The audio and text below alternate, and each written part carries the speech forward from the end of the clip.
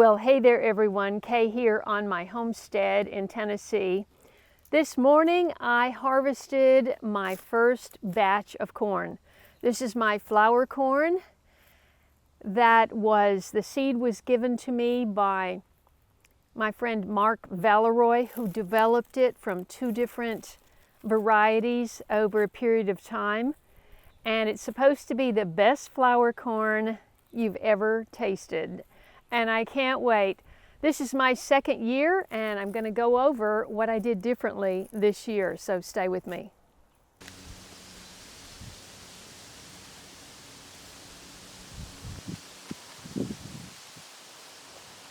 Hi. Hi. Where have you been? Where have you been? It's 96 degrees, and I am hiding under the shade of these huge maple trees. And it's kind of hard to breathe because it's also humid. But I wanted to go over this morning. Let me show you how the big garden looked in a few pictures. Take a look.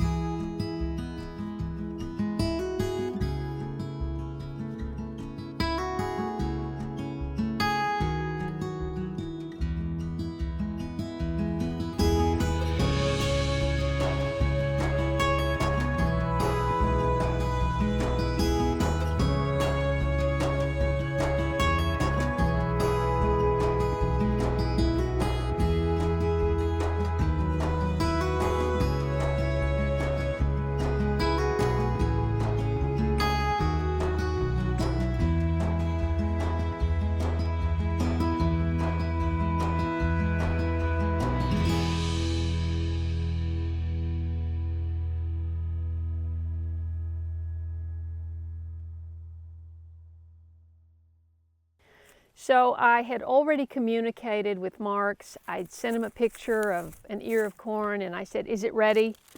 You know, because since it's a flour corn that you grind, you let it get dry on the stalk. It's a beautiful color. I'm going to show you some close-ups. And he said, yes, absolutely. It produces thin cobs with lots of seeds that are reddish and orange, leaning towards the more red, some purple. It's a beautiful corn. So last year, I planted it in my side garden, which is protected with a 7-foot deer netting fence. So had no problem with deer getting on the corn, but I had some, raccoons can get into anything, so the raccoons really tore it all to pieces, and also we had such bad winds, and I frantically tried to tie it up. You know, they say if it blows down that leave it alone and it'll pick itself back up. But when it's so far down, I thought, no, and I worked overtime trying to save that corn last year. So I had a few ears, and then the raccoons got in there and I didn't have much left over. This year I planted it in the big garden with the electric fence, and the deer did not get it, and neither did the raccoons. So I actually was gone to Idaho when the big winds came, and it was blown down, but my helper came and kind of picked it back up, stomped the dirt around the base, and a lot of it was leaning, but it continued, the cobs continued to develop. And so I was very happy to fill up this big box of cobs this morning, and I have already pulled out the stalks, and I put them on the side of the road for my neighbor to pick up, who uses it for to feed his cows. And that worked out great last year. He got all of my stalks. I've got the bigger corn at the end. That's the sweet luck corn. That's the sweet corn. And fingers crossed, I've got a radio. I've got 5-wire electric fence. I've got the really stinky stuff that you spray, which I've been spraying every day. You're supposed to do it once a week. And so I just have about 2 weeks to go, and I'll be harvesting that. So fingers crossed. I've been hesitant to even talk about my corn because I've had such problems in the past. So in 22, the ravens ate all the seed, and I had to replant it twice. The third time was the charm, and I got some corn from that, but the raccoons got in there and got into the corn, and then they did again last year. So I'm really happy to have this much. And what I've done, I've got a basket on this side that I separated the stalks that had 2 ears. Not very many did. And I put the largest ears and the stalks with 2 ears. Hold on a second. I tied it tight so it wouldn't fly off coming up the hill. So this is going to be the seed that I replant next year. And I'm going to bring you around for a closer look. Here's one of the larger ears. They're skinny, but we'll see how oh, this is a lighter one. I think they're all beautiful, but he did breed the variety. It's called Painted Wapsi, by the way. He did breed it so that the color would be more red, like this one. But isn't that gorgeous? And of course, if I wanted more reddish, then I could take only the reddest seeds in this basket and plant those, and not these. And just what I can do is just grind these for flour. So what I'll be doing tonight, I have to go inside and do that because it's so hot. I'm going to pull all of these back, just shuck them back. Uh-oh, a few missing ones. See, that was my concern. You know, we had so much wind. I don't know if you're aware, I've mentioned this before, but every silk, every one of these little silks is connected to every single kernel on a cob of corn. And that silk, each strand of the silks has to be pollinated by a piece of pollen dust from the tassels above, which is why you're supposed to plant corn in at least 16, in a square of 16, so that you have the wind is always blowing. If you just plant your corn in a straight long line, you're going to waste a lot of pollen going left and right. Whereas if it's in a block, or in my case I had 3 rows, you've got that cross-pollination between rows. And you can see if it doesn't happen, and I did walk through the corn and try to do that, but it doesn't always happen. and there's lots of missing pieces on this one. Whereas this one is almost completely full except for just a tiny bit at the end. Compared to what I have managed to produce so far, this is fantastic. And I'm going to bundle it up. You know, I'll take 10 or 12 in a bundle, maybe more, and then I'm going to hang them from the railings from my garage door in my garage. My shop building, whew, I hesitate to think how hot it could be in there, and I don't want it being in 120 degrees.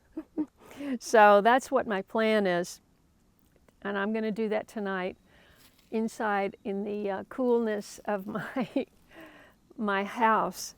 As for the garden, I left those 3 rows empty, and you know, it's so hot now, and I have a lot of plant replacements that I've done on the terraces, and I've replaced some and added some plants to the side garden. I've virtually ignored the raised bed garden because it's just too much, and I was gone for a week, and then my son was just here for 3 nights, and I wanted to spend time with him, so we just did little jobs. The last time he was here, I said, we're going to clean out my shop. Okay, that took the entire day. He was going to the dump like at almost dark. So I'm not doing that to him again.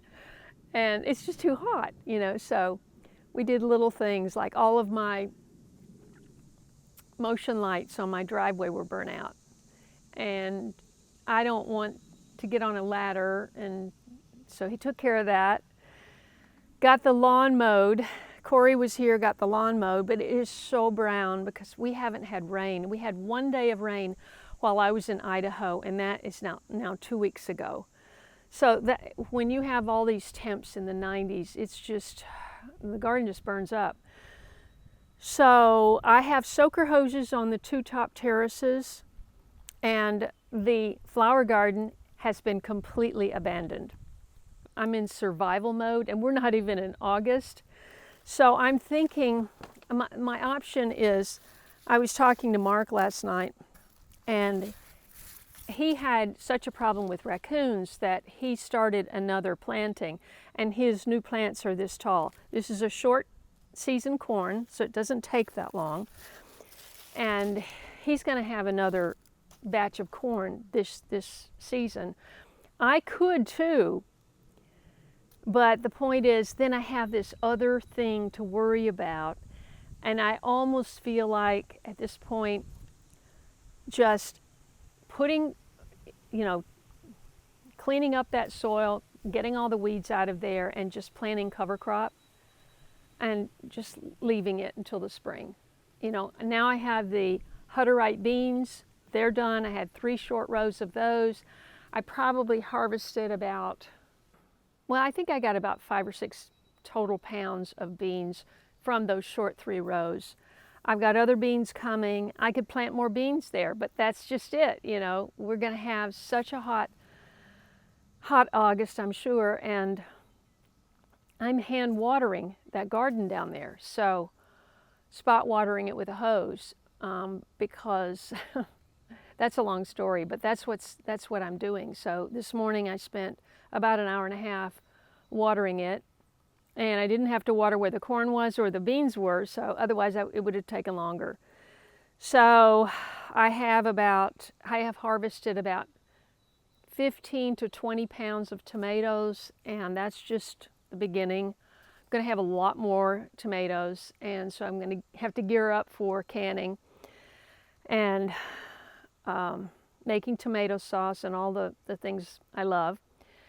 Now, hopefully not too many of them will have this.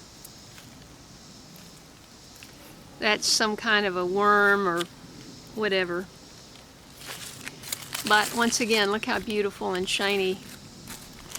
But I never seem to get a perfect one, and that's just pollination.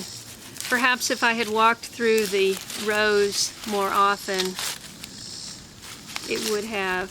This one's a little better, but it's got some stuff there. Fortunately, when you're cleaning it up, you can get rid of most of that. Oh, that one doesn't look good. So we'll see, you know. No bugs in this one. Very pretty, but, and I took it early because these silks should be darker. But it was time to get the whole thing cleaned up.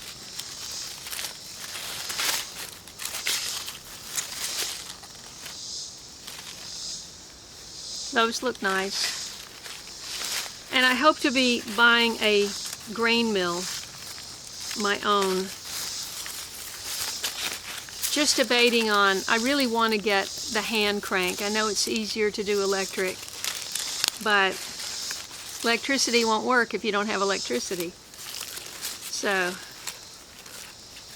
I'd rather be safe than sorry.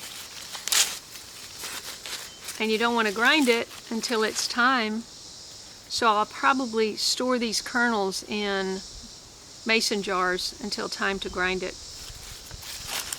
If you're new here, I live on a little over 9 acres after being a city dweller for 40 years. Started my channel in LA and left the garden in LA in 2020. So I've been here 4 years. This is my 21, 22, 23, 24, fourth season, growing season. And each year I've added, you know, something big. Actually, I didn't add anything this year, did I? Well, I added the little terrace last fall. Now, I didn't add a new garden because I've got enough to deal. I've got too much to deal with. It's supposed to rain on Wednesday, so I'm hoping things cool off for a few days. But if you haven't subscribed to my channel, I hope you will. I am trying to live sustainably on my own and grow my own food. And if that interests you, I hope you'll subscribe, click the bell for notifications, scroll down and click all so you won't miss an episode. Thanks so much for watching, and I look forward to seeing you in the next video. God bless.